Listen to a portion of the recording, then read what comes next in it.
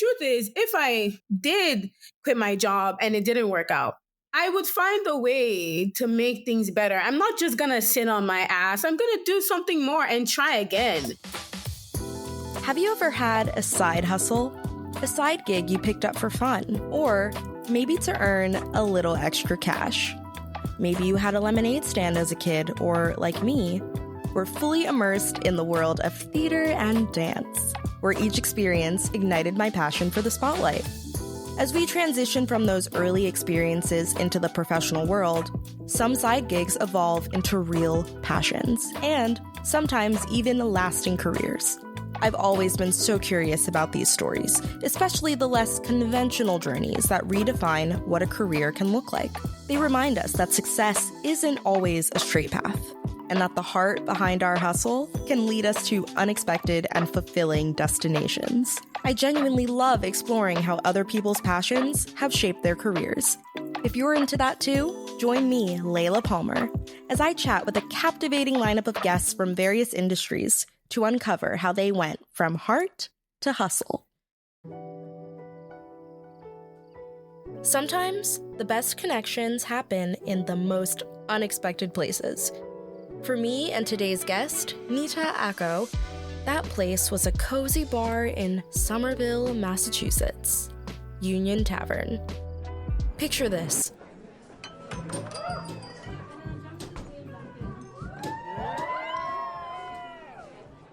We hadn't met before that night, but within 10 minutes, we were already asking each other about our careers and connecting on LinkedIn.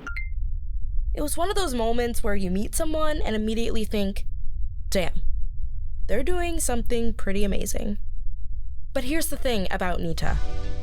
She's not just someone you casually meet and forget about. She's the kind of person who sparks curiosity. A neuroscientist turned entrepreneur. She's the founder of MyAtlas, a platform rethinking how we navigate mental health and connection. Her story is a fascinating mix of science, heart, and of course, hustle. And it's one I knew had to be on this podcast. I am so honored to be here, and I love that we met so organically, and now I'm here talking. I'm so excited to share, so I'm happy to be here. I'm Nita Akoh. I am a Nigerian sweetheart, born and raised in Nigeria, moved to Canada for high school, and then ended up in Boston, Northeastern, studying neuroscience. I love neuroscience. I'm a neuroscience geek. I decided to study neuroscience because I love the brain, but I also love The Mentalist. So I really love crime TV and behavior analysis, and studying neuroscience brought me closer to helping people who have psychiatric disorders and psychological disorders. And that was something I loved innovating in and researching in. And now I am the founder of MyAtlas, which is a digital mental health application that is using data to make sure everyone has really high quality, good mental health care just through your phone, because ease does matter. And if you can solve ease and quality, then you're making a better mental health experience for everyone. And that's something I love to wake up every morning and do. So yeah, that's me. That's awesome. Well, on the topic of ease and like this convenience for the consumer to have something right in their pocket, easy to use, ready to go, I'm curious about how you started your journey into entrepreneurship, because I would say being an entrepreneur is not convenient and it's not easy. It is definitely like a constant uphill battle, figuring things out, failing, and then learning from your mistakes to improve. So what has that experience been like for you? Because you're so young and you have already accomplished so much in your career so far. So I got to know how that all started and when you really realized that entrepreneurship was a good journey to take. That's one thing every entrepreneur has in common, is they can all talk about how the journey it's definitely not an easy one, but it teaches you a lot about life, and it teaches you also to be a better human. When I graduated college, I had started MyAtlas, but it was like a project. I was this girl with an idea who was taking entrepreneurship in healthcare course. And at this time, I had worked in a psych hospital. I had worked in a psych hospital for my co op, and I was going the pre med route, but I just decided to take this class. So I took the class, and for the final project, I pitched MyAtlas. I graduated and I went to work in consulting. So I was in San Francisco working as a life science consultant, which was a really great job. It really taught me about the life science industry in general, but also I loved working in product launch type project. I was also running MyAtlas on the side, and this year we were able to get about 170K in funding from grants. And while I was doing consulting and MyAtlas at the same time, it became kind of a crazy situation where one of the engineers was working on this sleep script, and he was like, "Oh my God, Nita, I think there's something wrong because it says you're not sleeping. Like, I think there's something wrong." And there wasn't anything wrong. And how embarrassing that was as a founder of a mental health startup to be letting herself slip by. And I made the big girl decision to quit my job as an international student, which thankfully I've been able to get, better support in that field. But it was really, really crazy. I really leaned on my friends. Nita's journey into entrepreneurship wasn't just driven by her expertise in neuroscience. It was also deeply influenced by a shift in perspective. Like many of us, she found herself at a crossroads, torn between the safety of her corporate consulting job and the unknown path of following her dreams. That's when The Alchemist entered the picture. I also read The Alchemist during this time. I literally just read that like 2 months ago. Amazing book. Yeah. Amazing book. And such a good book that teaches you a lot about risk and following your dream. And as it says in the book, anytime you follow your dream, the universe would conspire to make it work out. So I think I hold on to that hope, and that's what's keeping me here. I took a lot of those similar takeaways from the book, especially as someone who's just about to graduate from school and go out into the world and not knowing exactly what the future holds. But on the subject of you and entrepreneurship and your journey, you quit your job. So is there any more to that thought process that really made you think this is the 100% right decision for me? Or did you make the decision saying to yourself, I don't even know if this is the right decision, but I'm going to take the leap anyways? Yeah. So the funny thing is, I would always say it couldn't be the worst decision that I would make, because I would make worse decisions. I'm going to keep on making bad decisions in life and good decisions. And like, not every decision is going to be good, but a bad decision can lead to good consequences. It depends on where you choose to end the story. Truth is, if I did quit my job and it didn't work out, I would find a way to make things better. I'm not just gonna sit on my ass. I'm gonna do something more and try again. It wouldn't mean the worst thing ever. And so I think not being too afraid of failure is the biggest thing I've learned. And that's why I said it made me a better person being an entrepreneur. Because you find this a lot with entrepreneurs, especially female entrepreneurs. We're all empathetic. Like, no one's going to say you failed at a startup, boo, boo, boo. No one's going to say that. And you have to have your good friends and people around, but also the vision. So I trust the vision of MyAtlas.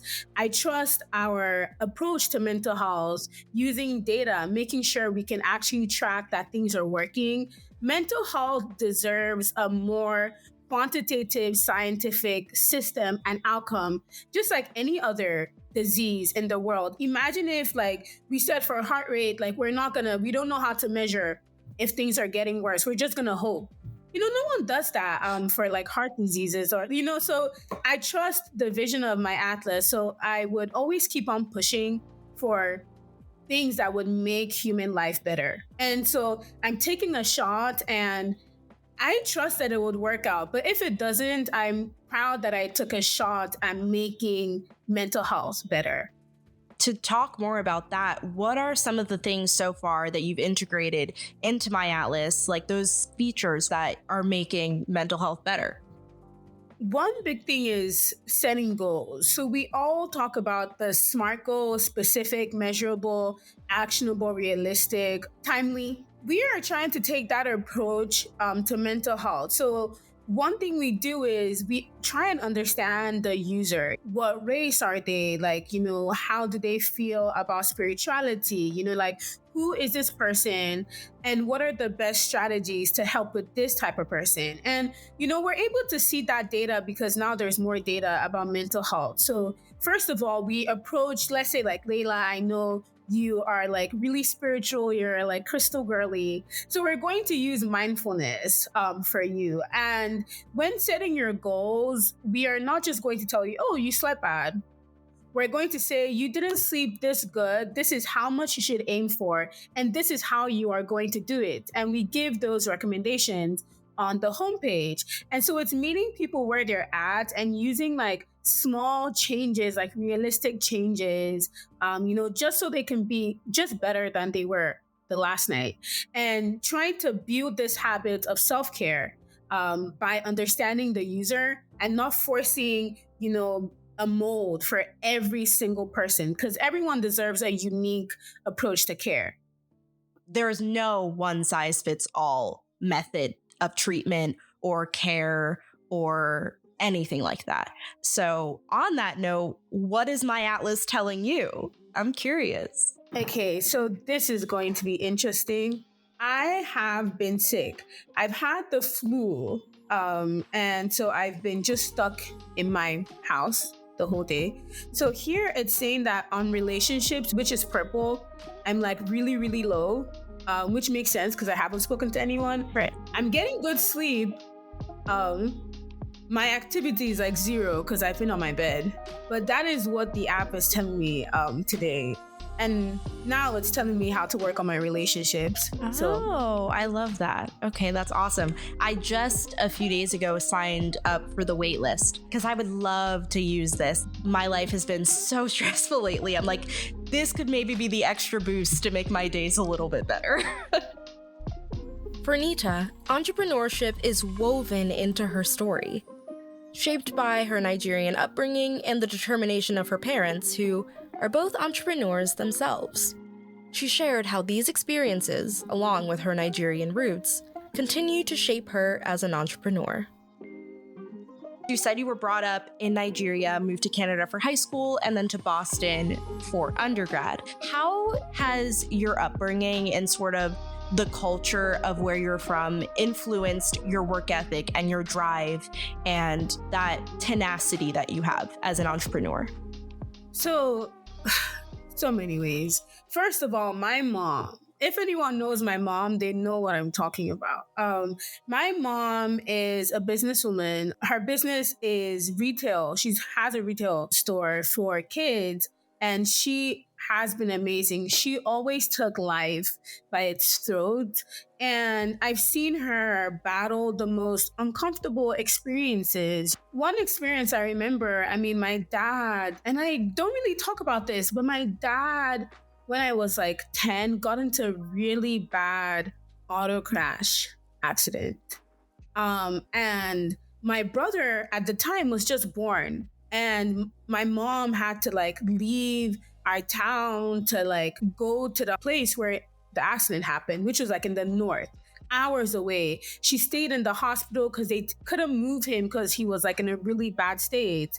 And at the same time, she like expanded her business. She was able to pull off launching her business and take care of my dad and bring my brother up and like bring me up. And she did this and she made us happy while she did it. And she inspires me that I can do anything. And also Nigerian culture is very like grounded in doing good work.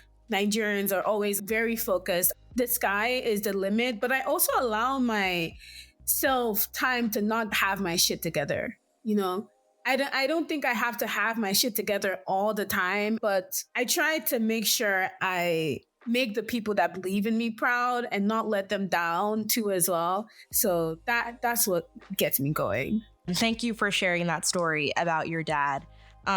I totally relate to that. My mom has been one of the biggest inspirations in my life, just seeing how hard she works and seeing that, oh, like I can try for this type of success, to work this hard, regardless of what you would consider to be successful. Everybody measures their success differently. And so, it's really inspiring to hear that your mom, who sounds to be an entrepreneur herself, has inspired you to take a similar path. Yeah, she is. I'm from a family of like entrepreneurs. My dad is too as well. Wow. They thought I was going to go cookie cutter like med school route. So we're all surprised. Success has a way of demanding more from us than we sometimes realize. For entrepreneurs like Nita, the hustle can easily take over, leaving little room for anything else. But here's the thing. Being a strong, successful businesswoman isn't just about the work you do. It's also about how well you take care of yourself. Nita shared some powerful insights on work-life balance, emphasizing that mental health isn't a negotiable afterthought. She's learned that when your work starts to overshadow your well-being, it's time to reposition yourself. And that includes scheduling downtime into your calendar, right alongside those big meetings and deadlines. If you ever find yourself in a position where you are forgetting your mental health because of your work, then you need to reposition yourself. You need to really reposition yourself and think about your priorities. Really, at the end of the day, we all work, but like that's not why we're here on earth. We're not here to work. So it's a good thing to be able to work and provide, but it shouldn't be the thing that kills you and kills your quality of living. So I always schedule in chill time on my calendar, always. So like I have a 1 hour lunch and walk break, and you can think, oh, whatever, I'm still gonna work through, but it's hard to schedule meetings at that time because it's already blocked off. So try and make sure you schedule time. I schedule happy hours with my friends. I put it on my schedule and I make sure like I treat work with the same importance like I treat being there for people I love. So I schedule it in, and it helps me at least like remember that I would like to take lunch and go on a walk right now. So I would say schedule it in. And sometimes it's hard to reach out to friends because everyone's busy, but I wouldn't be a good founder if I didn't have work-life balance. I think that's great advice.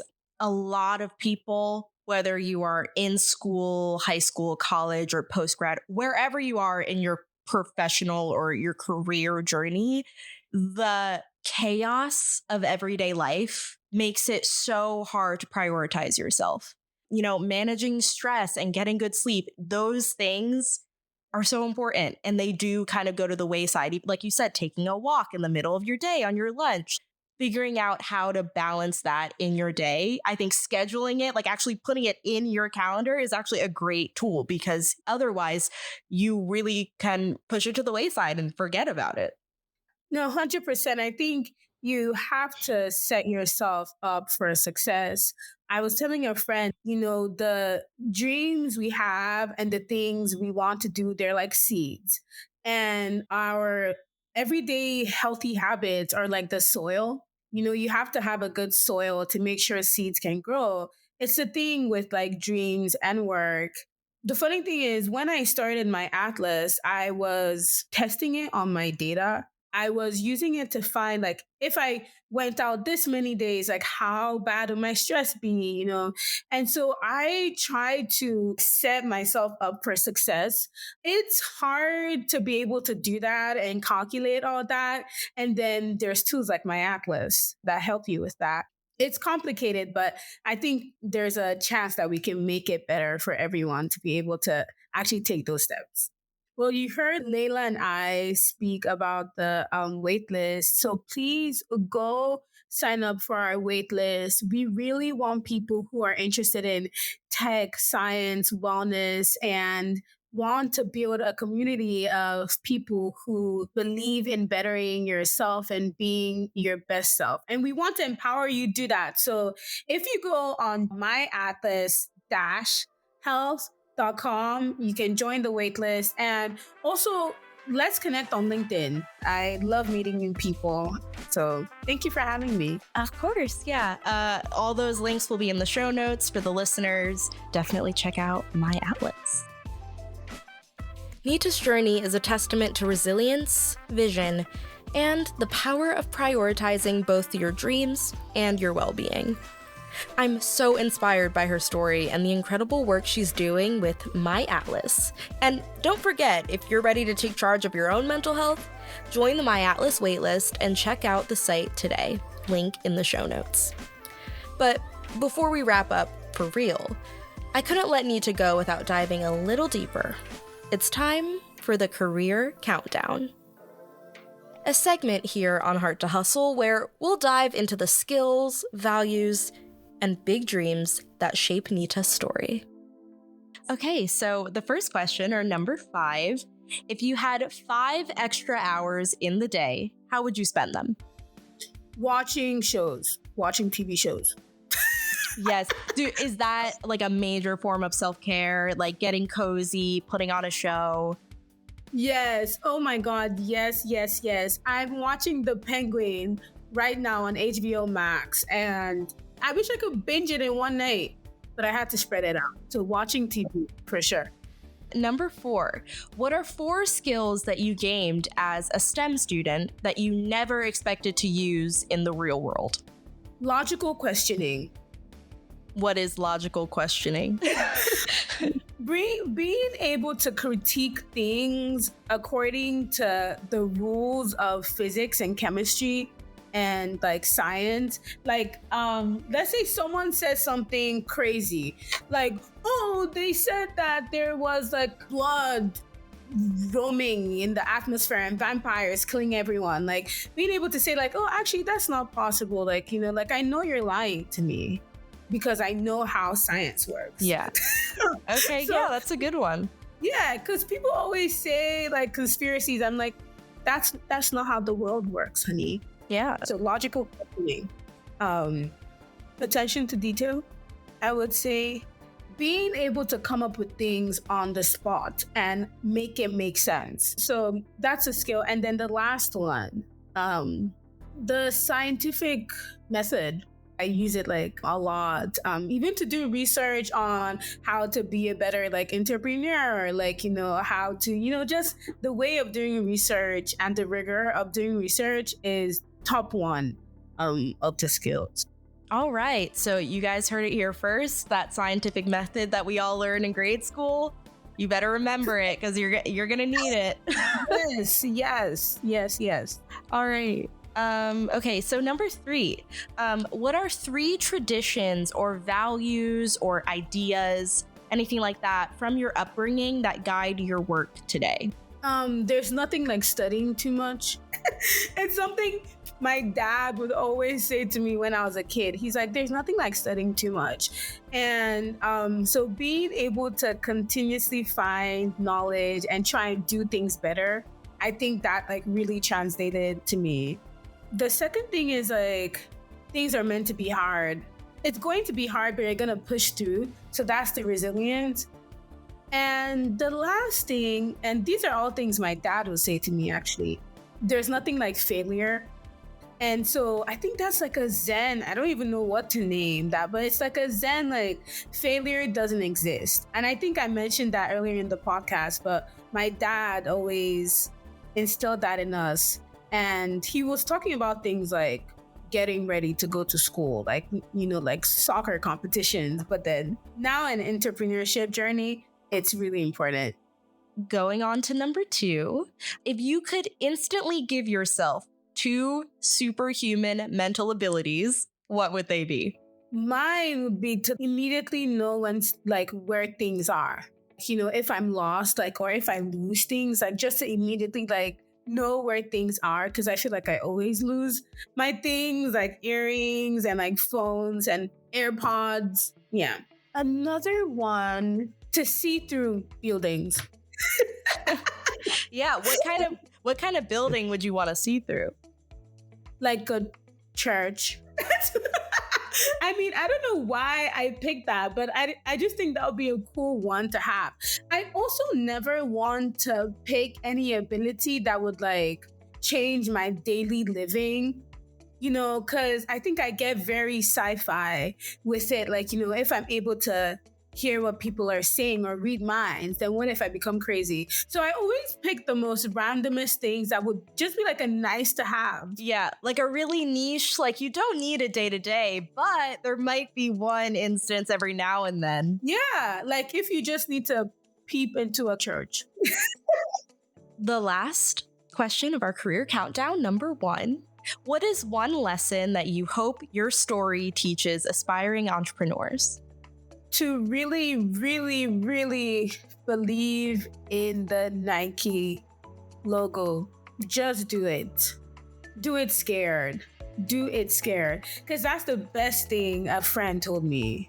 Do it scared. It never stops being scary. It's funny, when you introduced me, you said like I was like accomplished in my career. I don't think that.